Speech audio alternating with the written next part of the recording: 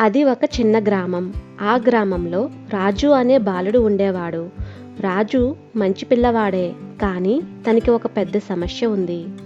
ఏ విషయమైనా తను త్వరగా కోపం తెచ్చుకునేవాడు.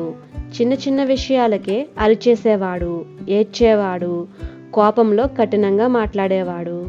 ఒకరోజు రాజు తండ్రి ఇదంతా గమనించి రాజుకి ఒక మంచి పాఠం చెప్పాలని అనుకున్నాడు.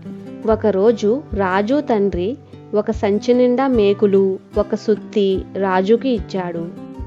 తన ఇంటి పెరటిలో ఉన్న తలుపు దగ్గరికి తీసుకుని వెళ్ళాడు. రాజు తండ్రి ఇలా అన్నాడు, రాజు, నీకు కోపం వచ్చిన ప్రతిసారి ఈ తలుపుపై సుత్తితో ఒక మేకు కొట్టు అని చెప్పాడు. మరుసటి రోజు రాజుకి తన స్నేహితుడిపై కోపం వచ్చింది.